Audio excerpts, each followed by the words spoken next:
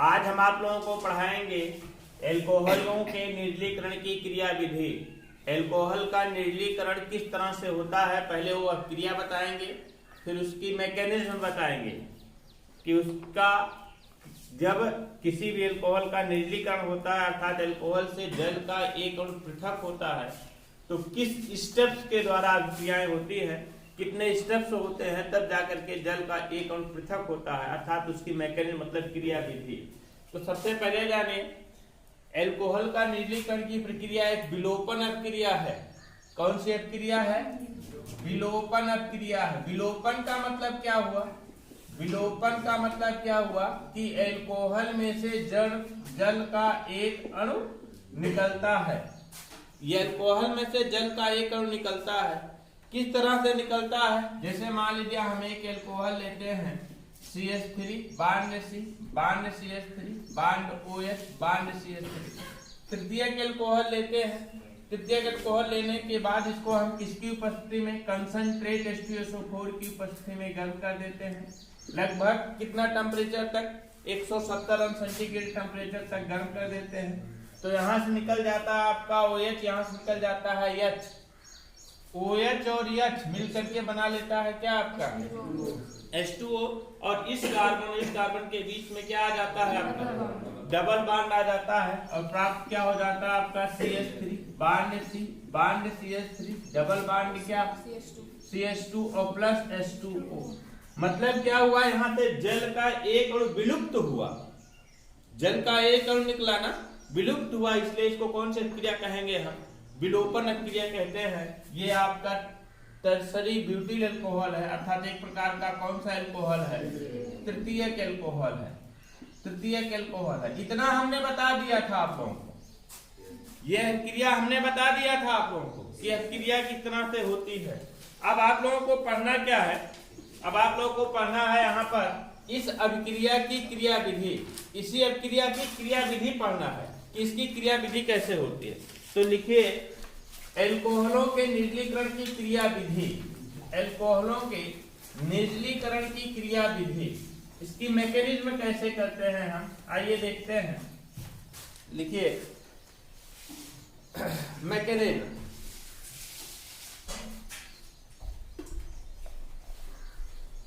देखिए तृतीयक और द्वितीयक एल्कोहल, तृतीयक और कौन सा? द्वितीयक एल्कोहल। तृतीयक और द्वितीयक एल्कोहल अम्ल उत्प्रेरित निर्जलीकरण के लिए अम्ल उत्प्रेरित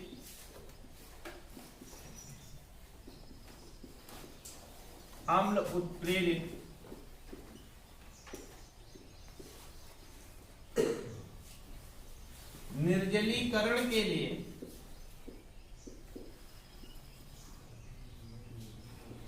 E1 क्रिया विधि प्रस्तुत की गई है। कौन सी क्रिया विधि? E1 क्रिया विधि।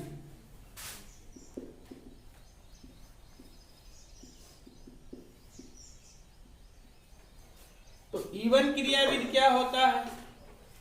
फर्स्ट स्टेप में क्या होता है? पहले स्टेप में, स्टेप फर्स्ट में क्या होता है? फर्स्ट स्टेप में क्या होता है? टर्सरी ब्यूटिल अल्कोहल का प्रोटॉनीकरण। टर्सरी ब्यूटिल अल्कोहल का प्रोटॉनीकरण होता है, मतलब कि इस पर प्रोटॉन ग्रहण होते हैं।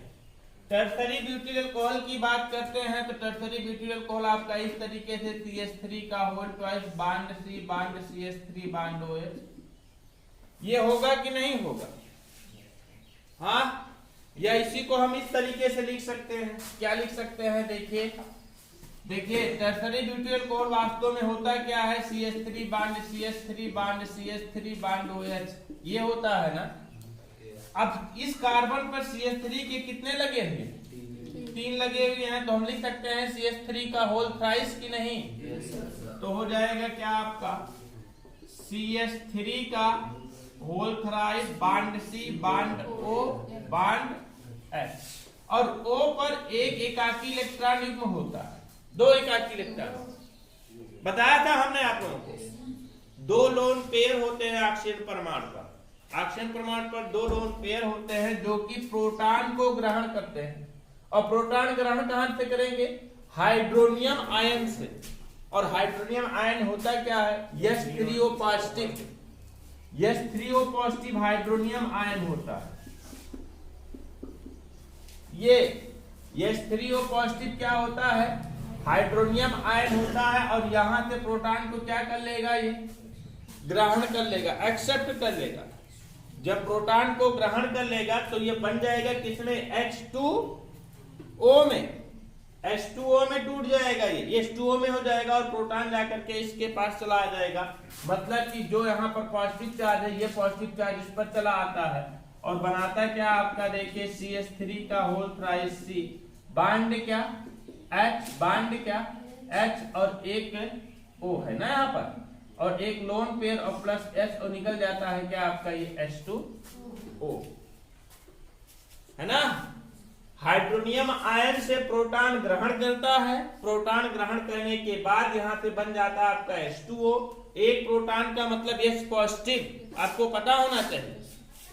1 proton is equal to H positive होता है, प्रोटॉन का मतलब H पॉजिटिव होता है। H पॉजिटिव ये ग्रहण कर लेगा, ग्रहण करने के बाद इस तरीके की कंपाउंड बना देता है और H2O की प्राप्ति होती है। इसे कहते क्या है? ये क्या है आपका? टर्सरी ब्यूटिल अल्कोहल ना, क्या है आपका? Tertiary butyl alcohol. ये क्या है आपका? Hydronium ion. क्या है? हाइड्रोनियम आयन है, और यह जो प्राप्त हो रहा है इसे क्या बोलेंगे हम? Tertiary butyl alcohol. Tertiary butyl alcohol oxonium ion.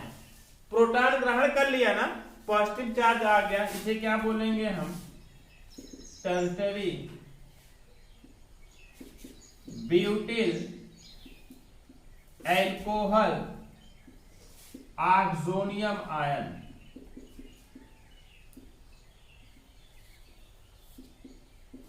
और ये जल तो है ही है। फर्स्ट स्टेप में इतना होता है। सेकेंड स्टेप में क्या होता है आपका?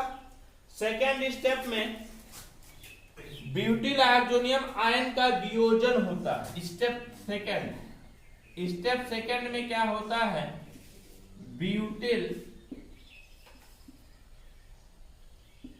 ऑक्सोनियम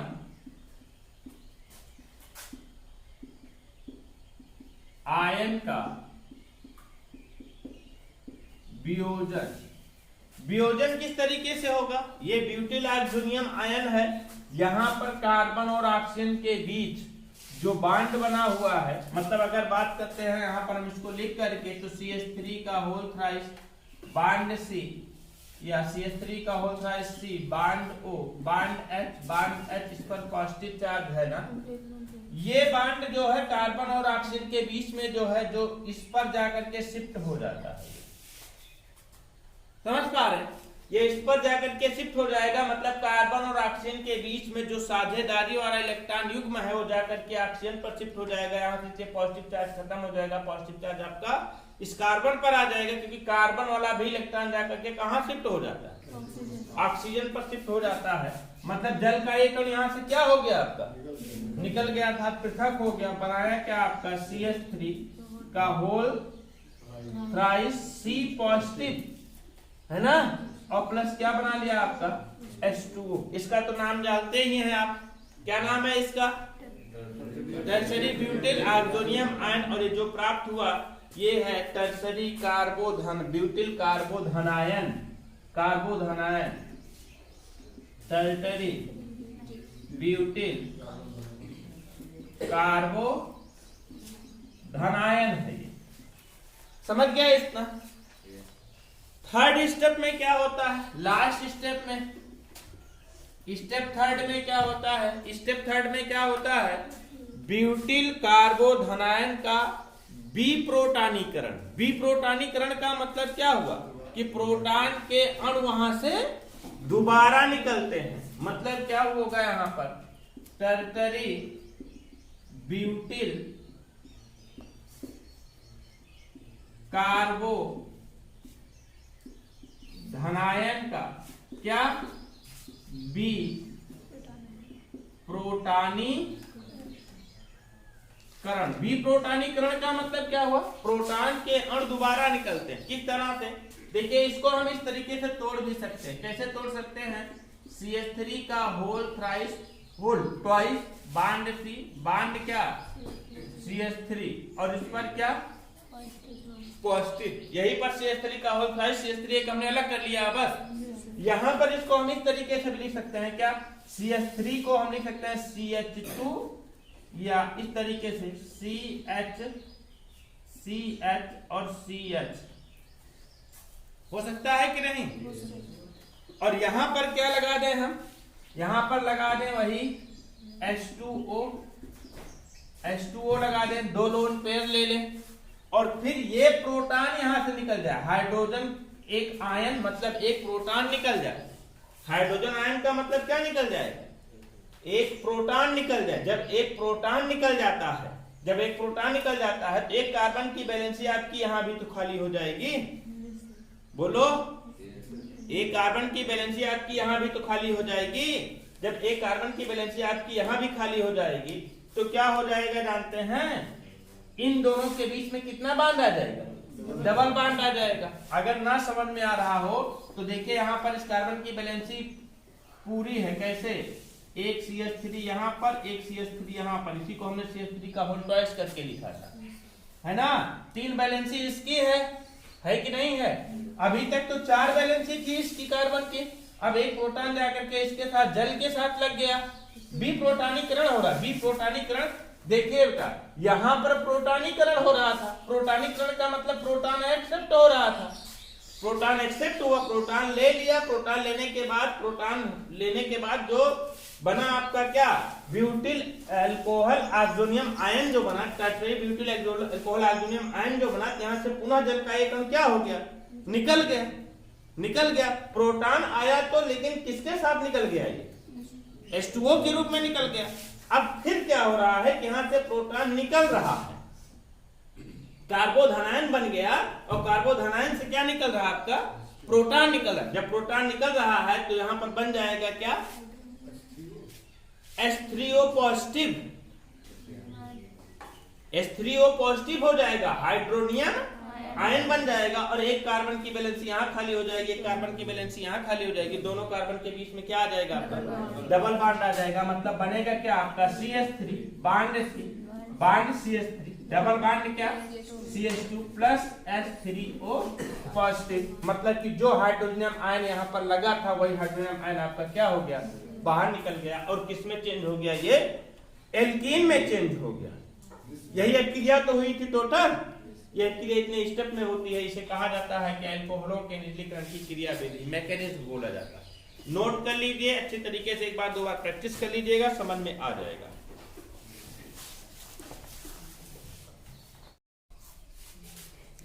ये तो था आपका तृतीयक अल्कोहल का निर्जलीकरण की क्रिया विधि थी। इसी तरीके से द्वितीयक अल्कोहल का भी होगा, उसको अब दोबारा पढ़ने की आवश्यकता नहीं है, लेकिन प्राथमिक अल्कोहल का थोड़ा सा अलग होता है। तो अब पढ़िए आप लोग प्राथमिक अल्कोहलों का अम्ल उत्प्रेरित निर्जलीकरण की क्रिया विधि। हेडिंग बनाइए, प्राथमिक अल्कोहलों का अम्ल उत्प्रेरित निर्जलीकरण की क्रिया विधि।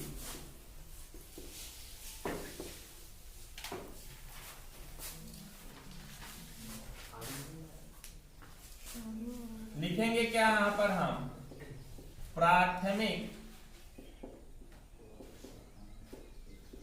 अल्कोहलों का अम्ल उत्प्रेरित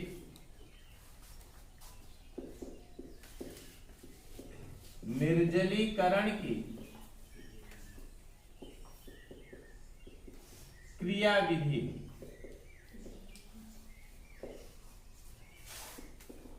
अम्ल उत्प्रेरित निर्जलीकरण की क्रिया विधि हम लोग प्रेग निर्जलीकरण की क्रिया विधि सबसे पहले तो जानिए अभिक्रिया कि प्राथमिक एल्कोहल अभिक्रिया क्या होती है। प्राथमिक एल्कोहल के निर्जलीकरण की आपको पता होना चाहिए। प्राथमिक एल्कोहल होता कौन सा? Ethyl alcohol CH3 CH2 bond OH। यहाँ पर न लिखे नहीं तो स्पेस कम हो जाता है। CH3 bond CH2 bond OH। Ethyl alcohol एक प्रकार का कैसा अल्कोहल होता है? प्राथमिक अल्कोहल होता है। इस प्राथमिक अल्कोहल को हम H2SO4 की उपस्थिति में, उत्प्रेरक की उपस्थिति में लगभग 170 अंश सेंटीग्रेड टेम्परेचर तक गर्म कर देते हैं। तो यहाँ से क्या निकल जाता है? OH, और यहाँ से निकल जाता है क्या आपका? H बन जाता है H2, और इन दोनों कार्बन के बीच में डबल बॉन्ड आ जाता है, अर्थात प्राप्त क्या हो जाता है आपका? CH2 double bond CH2 plus H2। अब क्रिया तो एक स्टेप में एक ही बार में दिखा दी गई, लेकिन यह क्रिया एक स्टेप में नहीं होती है, क्रिया 2 स्टेप में होती है, और दोनों स्टेप को अलग अलग दिखाना इस क्रिया की क्या कहलाती है? क्रियाविधि कहलाती है, मैकेनिज्म कहलाती है। क्रियाविधि के रूप में इसी एल्कोहलों के निर्जलीकरण की क्रियाविधि पढ़नी भी है आप लोगों को बस। तो लिखेंगे यहाँ पर क्रियाविधि। किसकी क्रियाविधि? इस अपक्रिया की क्रियाविधि पढ़ेंगे। इस अपक्रिया की क्रियाविधि स्टेप फर्स्ट स्टेप में क्या होता है? फर्स्ट स्टेप में क्या होता है? एथिल अल्कोहल का प्रोटॉनीकरण होता है। ये एथिल अल्कोहल है ना, एथिल अल्कोहल का क्या? प्रोटॉनीकरण। और आपको पता होना चाहिए प्रोटॉनीकरण में क्या लगेगा? प्रोटॉन आकर के ऐड होगा, लेकिन कहां से प्रोटॉन आएगा?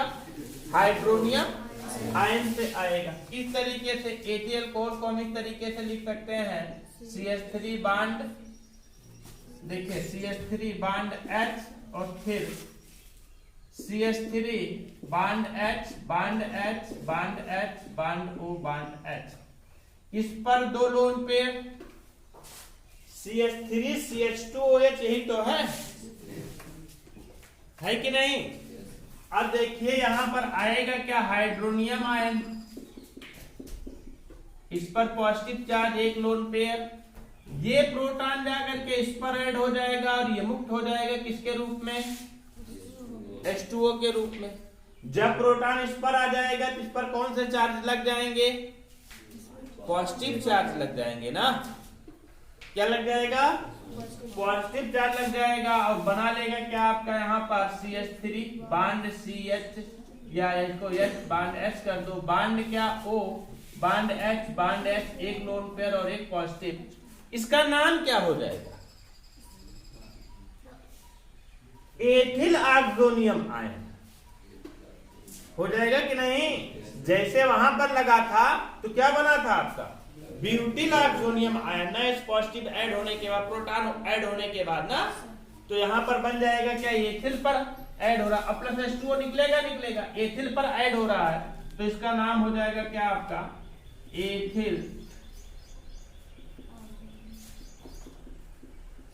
Oxonium ion. स्टेप सेकंड में क्या होता है? स्टेप सेकंड में क्या होता है? एथिल ऑक्सोनियम आयन का विप्रोटॉनीकरण होता है। क्या होता है स्टेप सेकंड में? एथिल ऑक्सोनियम आयन का वियोजन और विप्रोटॉनीकरण, 2 प्रक्रिया एक साथ में होती है। क्या? एथिल ऑक्सोनियम आयन का वियोजन और फिर क्या? विप्रोटॉनीकरण, दोनों एक साथ होता है। ये प्राप्त हुआ है आपका ethyl oxonium ion. Ethyl oxonium ion को हम इस तरीके से लिख सकते हैं, H bond C bond H bond CH3 मतलब यही है ना, और बॉन्ड क्या आपका? C bond H bond H bond O bond H bond H H positive O positive, और इस पर 1 लोन पेयर है ना। अब देखिए यहां पर OH निगेटिव आता है, OH निगेटिव आता है, इसका वियोजन होता है, प्रोटॉन जाकर के इसके साथ लग जाता है। OH निगेटिव ना लिखो, H2O ही लिखो, H2O होता है।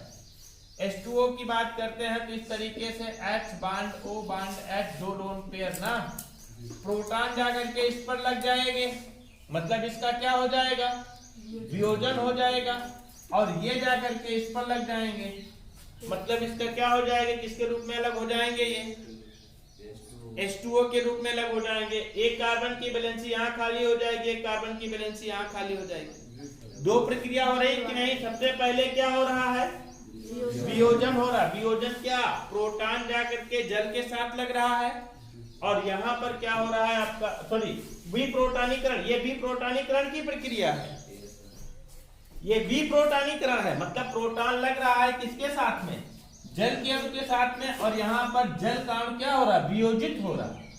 देखो जल का अणु निकल रहा है, जल का अणु वियोजित हो रहा है, और प्रोटॉन जाकर के जल के साथ जुड़ रहा है, मतलब बन जाएगा यहाँ पर क्या, कार्बन की वैलेंसी यहाँ खाली, इसकी खाली, कार्बन की वैलेंसी इसकी खाली, मतलब बनेगा क्या आपका CH2 डबल बॉन्ड और प्लस क्या H2O, प्लस H2O की प्राप्ति होती है। H2O और हाइड्रोनियम आयन तो बनेगा क्या आपका H3O पॉजिटिव, बनेगा कि नहीं बनेगा, और यही क्या प्राप्त होता है आपका एथिलीन की प्राप्ति होती है। देखिए जो ऑक्सीजन आयन यहाँ पर लगा था वही ऑक्सीजन आयन बाहर निकल गया, उसके साथ साथ में जल के और भी निकल गए। यह क्रिया दो स्टेप में होती है, दोनों स्टेप आप लोग नोट कर लीजिए, दोनों स्टेप नोट कर लीजिए इसको।